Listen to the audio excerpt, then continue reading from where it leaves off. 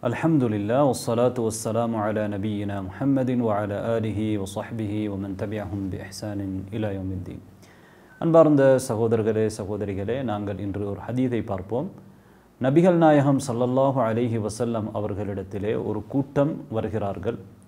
அவர்களிலே 9 பேருக்கு நபி அவர்கள் பைஅத் செய்கிறார்கள். அதாவது ஒருவர் இஸ்லாத்தை ஏற்றுக்கொள்கிற பொழுது அவர் நபி அவர்களிடத்திலே பைஅத் செய்வார்.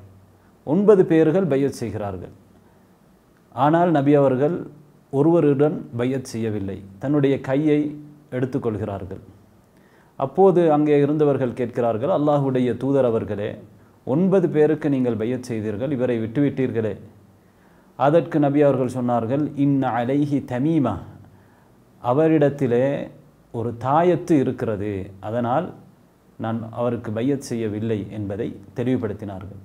பிறகு அந்த தாயத்து துண்டிக்கப்பட்டதற்கு பிறகு நபி ஸல்லல்லாஹு அலைஹி வஸல்லம் அவர்கள் அந்த மனிதருக்கு பைஅத் செய்தார்கள்.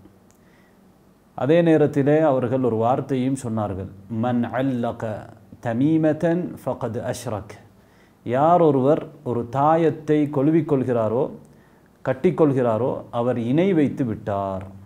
எனவே தாயத்தை கட்டிக்கொள்வது, அதனை கையிலோ கழுத்திலோ இடுப்பிலோ கொள்விக்கொள்வது இணை வைப்பான ஒரு செயல் என்பதை நபி அவர்கள் இந்த ஹதீஸிலே சொல்கிறார்கள். இங்கே நாங்கள் நபி அவர்களை பார்க்கின்றோம், என்ன செய்கிறார்கள்?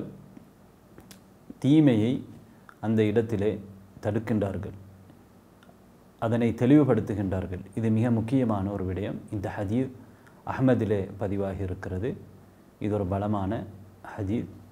எனவே தாயத்து போன்ற சிறுக்கான விடயங்களிலிருந்து நாங்கள் தவிர்த்து நடக்க வேண்டும். ஒருவர் இந்த தாயத்தினால் தான் எனக்கு பாதுகாப்பு கிடைக்கிறது, அல்லது என்னுடைய நோய் குணமாகிறது, இந்த தாயத்து தான் என்னுடைய நோயை குணமாக்குகிறது, இந்த தாயத்து தான் என்னை பாதுகாக்கிறது என்று நினைத்தால் அது மிகப்பெரிய ஷிர்க், அவரை மார்க்கத்தில் இருந்து வெளியேற்றிவிடும்.